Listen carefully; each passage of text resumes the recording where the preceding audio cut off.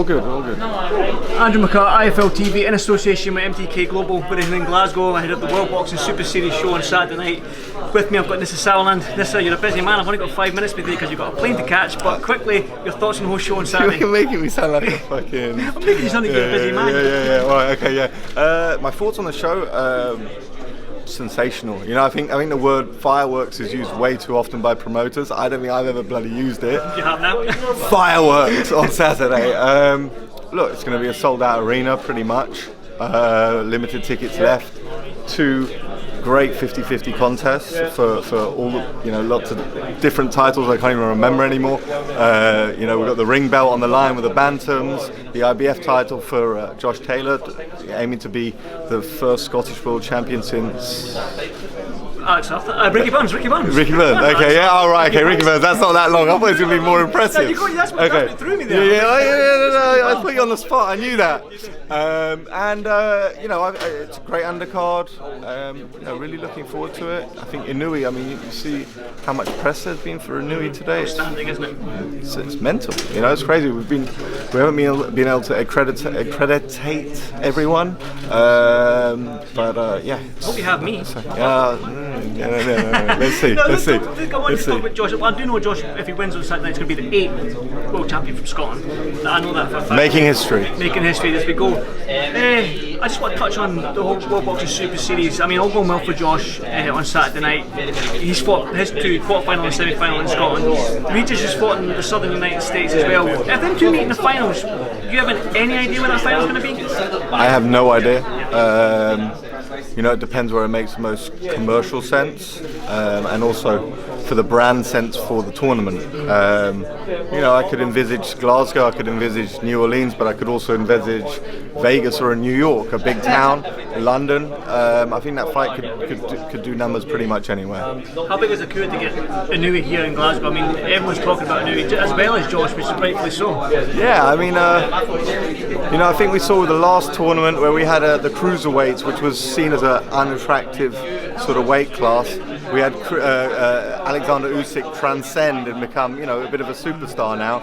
And I think the same's going to happen with Inouye. You know, he's a massive star in Japan. Us boxing people, we know all about him. We're all excited about it. But I'm just excited, weirdly, for the world to see him now, to see the monster. We're all excited in Scotland.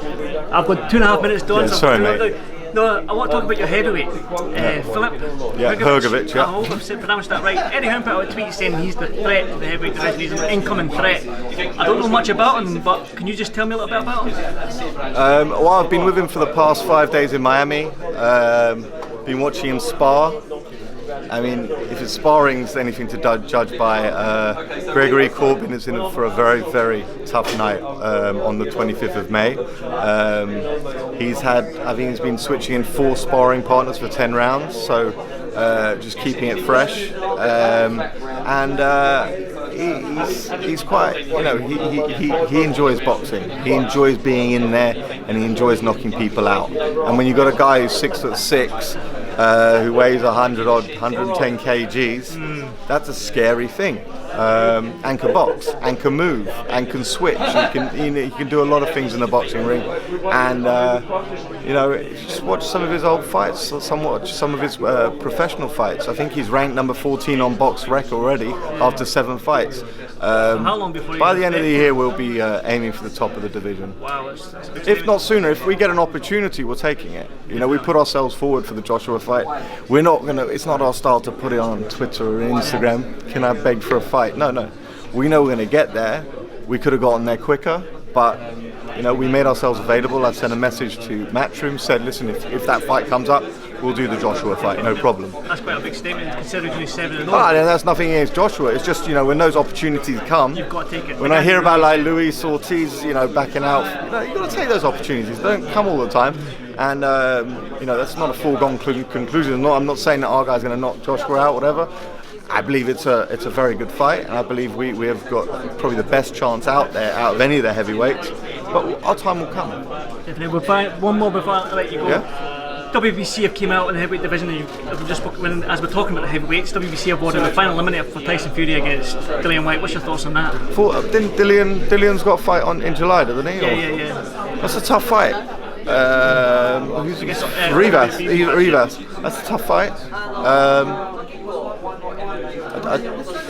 I don't. You know, what can I say? I think Tyson Fury's a great heavyweight. I think Dillian's improved a lot since the first Chisora fight. I think it's relatively. Who's going to win? I would say Fury's going to win. But look, these guys are big boys. They can knock each other out any given day. Exactly. Well, that's been done my 5 minutes. I know you've got to catch your flight. Sorry. Thank you for giving me a moment of your time. So again, I'll see you. You going to do this Saturday night? Look forward to it, mate. Good stuff. Thanks Cheers, again. buddy. Stuff. Thanks, Thank you. mate. Nice one.